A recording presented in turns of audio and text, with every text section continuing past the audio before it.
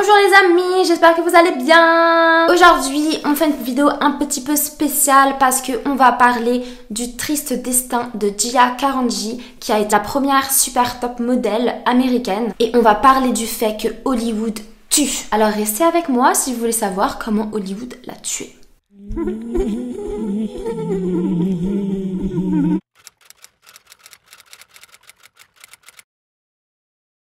Alors Gia, comme je l'ai dit, elle est vraiment considérée comme le premier super top modèle. C'est sûr que vous l'avez déjà vu, donc c'était pas dans nos années à nous, c'était plus dans les années 1970-1980. Mais vraiment, elle a fait toutes les couvertures de grands magazines, de Vogue, de Cosmopolitan, enfin bref, tout. Mais malheureusement, elle va avoir un destin très tragique. Gia, elle naît le 29 janvier 1960 à Philadelphie, en Amérique. Elle est d'origine galloise, italienne et irlandaise. Honnêtement, elle était incroyablement belle, mais vraiment une beauté comme on n'en fait plus. Malheureusement pour elle, son enfance n'est pas très drôle. Elle doit faire face à beaucoup de violence et une grande instabilité. Sa mère va quitter la maison quand elle avait à peine 11 ans. Et vraiment, Gia, toute sa vie, elle va vouloir récupérer l'amour de sa mère et vraiment avoir cet amour maternel et s'attacher à quelqu'un comme elle aurait dû normalement le faire à sa mère. C'est vraiment quelque chose qui va la traumatiser profondément et c'est très important à retenir.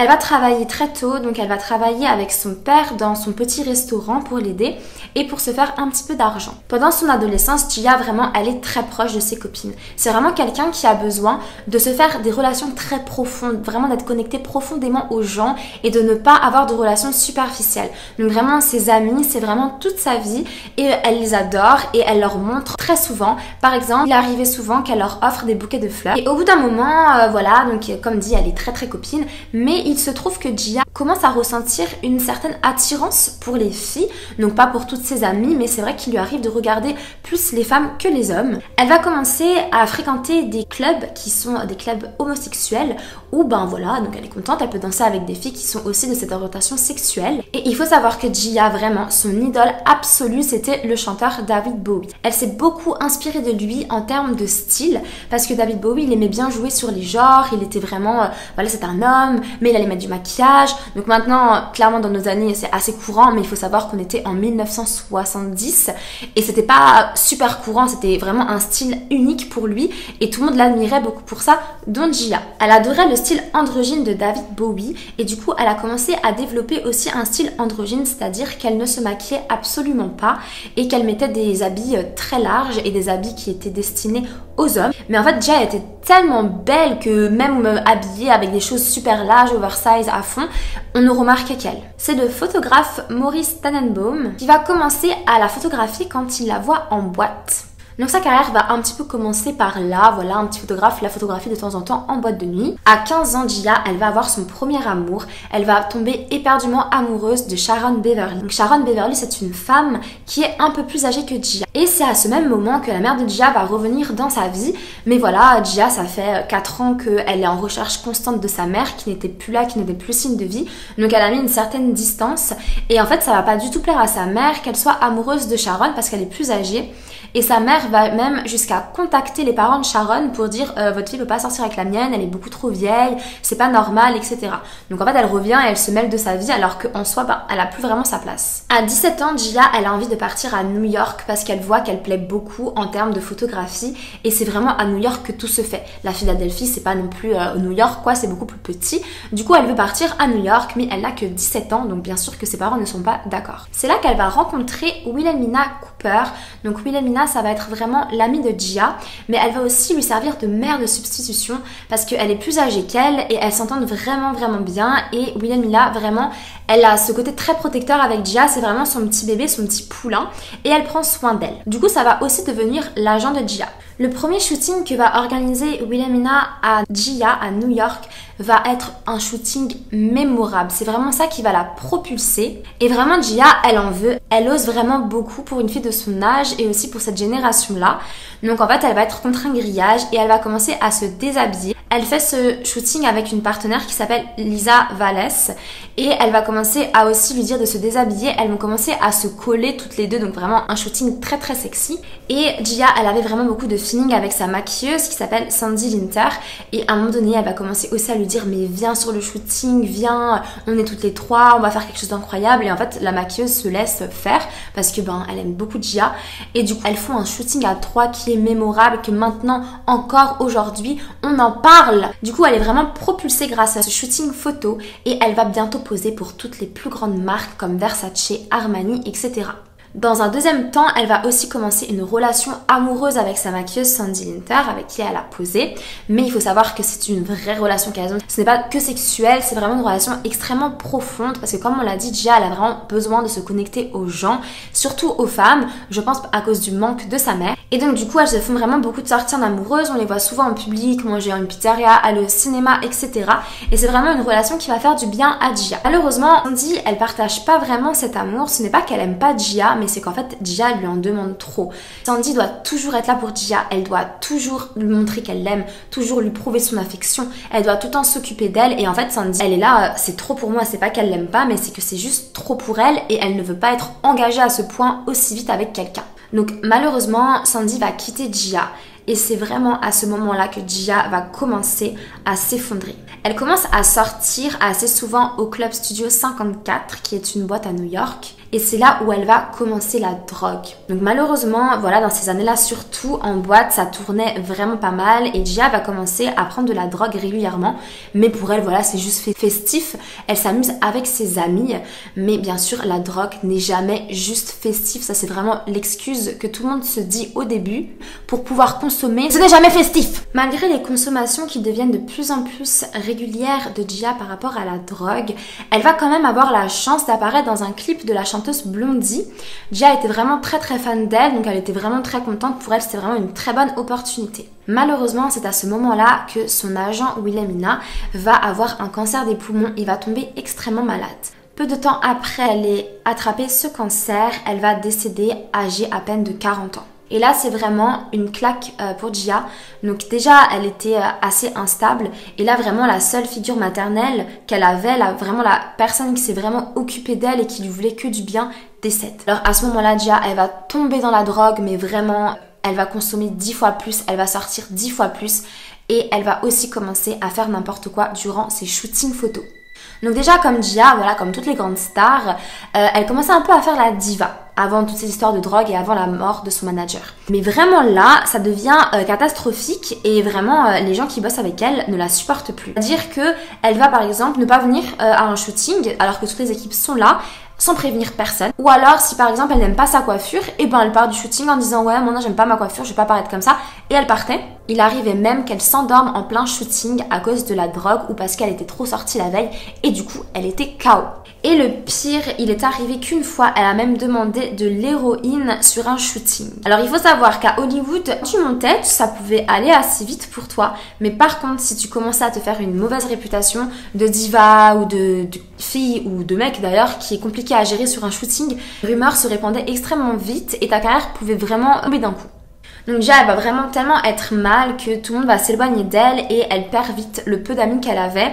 La seule personne qui reste auprès d'elle, c'est Sandy, son ex. Elles ne sont plus ensemble, mais elles sont restées amies. Et Sandy est vraiment très choquée de ce que la drogue fait à Gia et elle l'aide plus qu'elle peut, mais bon voilà, elle peut pas non plus l'empêcher d'en prendre. Mais par exemple, il arrivait souvent que Sandy doit venir chez Gia pour la déshabiller, pour qu'elle prenne un bain, parce qu'elle arrivait même plus à bouger. Enfin voilà, elle a essayé vraiment de l'aider. À un moment donné, vu que Gia consomme de l'héroïne et qu'elle se pique, c'est de plus en plus dur de cacher ses marques de piqûres parce que du coup, comme elle se pique à l'héroïne, elle a vraiment des marques et ça durcit en fait les veines et la peau, donc ça fait des espèces de bleus et les veines en fait sont super apparentes et bien sûr que c'est évident que la personne se pique quand elle a ça. Du coup, avant un shooting, les maquilleuses elles prennent mais un temps pas possible à essayer de cacher ses marques et ça ne marche pas forcément. Du coup, les gens ne veulent plus trop de travail avec Gia parce qu'ils se disent ok, elle est belle, ok, elle est connue, mais en fait c'est trop de travail et en plus c'est une diva et en plus il faut utiliser des heures et des heures en make-up, donc ça devient très compliqué. Le seul photographe qui veut toujours bien travailler avec elle, c'est Francesco. Scavulo.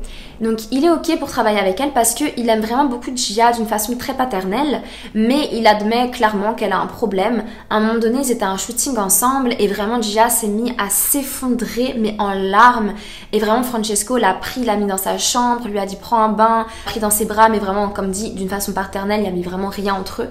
Il se comporte vraiment comme un père avec elle, mais malheureusement c'est un des seuls photographes qui veut encore travailler avec Gia et elle se retrouve petit à petit blacklistée. Les gens qu'elle fréquentait dans ce milieu commencent à partir parce qu'en fait c'était très très mal vu de travailler avec Gia ou d'être dans son entourage, et même Sandy finit par partir parce qu'en fait elle dit que Gia est trop toxique.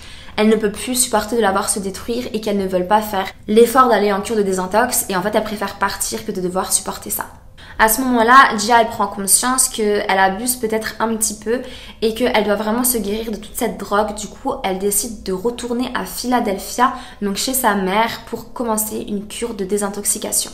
Donc elle en fait une, mais malheureusement après la cure elle va vite retomber dans la drogue et elle va même faire une course-poursuite avec la police qui va essayer de l'arrêter, mais vu qu'elle a consommé, elle va pas s'arrêter et elle va même faire de la prison. En 1981, elle va faire sa première interview à la télé sur la chaîne ABC et elle va raconter le mauvais côté d'être mannequin et d'être célèbre à Hollywood. Et on dit qu'elle est clean maintenant et qu'elle a réussi à passer outre, mais pendant l'interview, tout le monde dit mais non, enfin elle n'est pas clean, ça se voit qu'elle a consommé quelque chose, elle paraît très bizarre.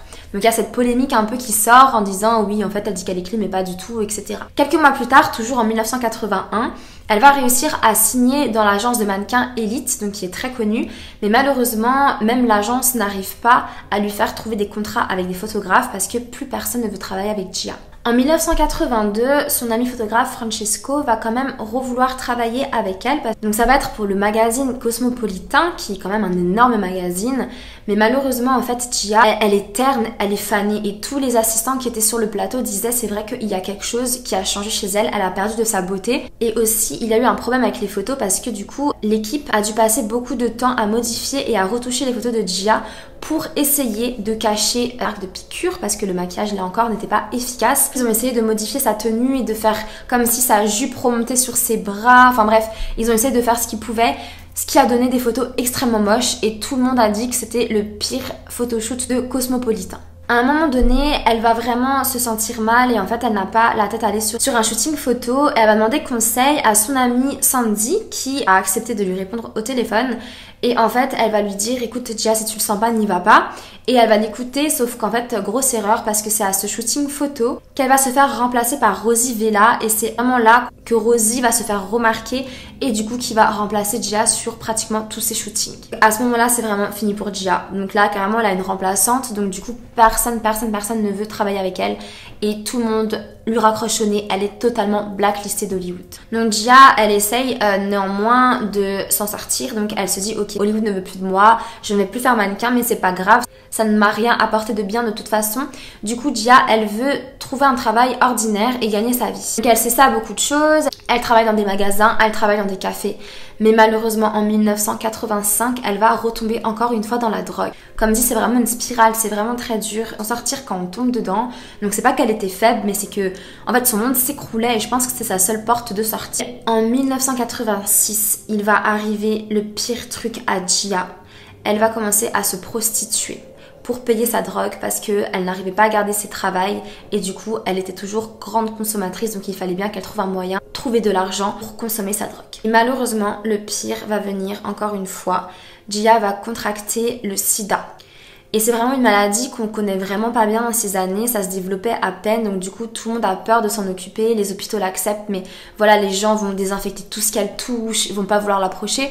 Ce qui est stupide parce que maintenant on sait que le sida, enfin voilà, les gens arrivent à vivre avec et puis en plus ils sont pas contagieux de cette manière-là. Tu peux prendre dans tes bras quelqu'un qui a le sida, tu peux le toucher, contractera jamais de cette façon-là. Mais voilà, à l'époque le sida ça faisait de toi un paria et déjà clairement plus personne ne l'approche sauf une infirmière avec qui elle s'entend vraiment bien. Et à un moment donné, l'infirmière va même lui dire oh vous savez ma fille elle veut devenir mannequin, elle veut faire des photos, et Gia va lui dire je vous en supplie ne la laissez pas faire, même si elle vous supplie, même si elle vous en veut, il ne faut pas qu'elle devienne mannequin, c'est un monde impitoyable. Et c'est le 18 novembre 1986 que Gia va mourir âgée à peine de 26 ans. Personne de l'industrie, aucun photographe, aucune assistante, aucune personne qui participe à ces shootings, aucun ancien ami d'Hollywood va venir à son enterrement. Il y aura vraiment très peu de personnes. Et c'est à ce moment-là que la célèbre mannequin Cindy Crawford va commencer à monter.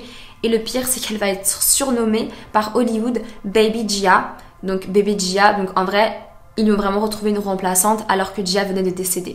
C'est la fin de cette terrible histoire. Franchement, j'avais trop envie de vous la raconter parce que je trouve ça horrible. C'est vraiment en fait une façon de mourir et une façon d'être tué par Hollywood. C'est pas une vidéo de true crime comme d'habitude, mais vraiment, je trouve que c'est important de la raconter parce que c'est vraiment une histoire terrible du sens comment si jeune on peut tout perdre comme ça, comment on peut se faire traiter comme ça par une industrie.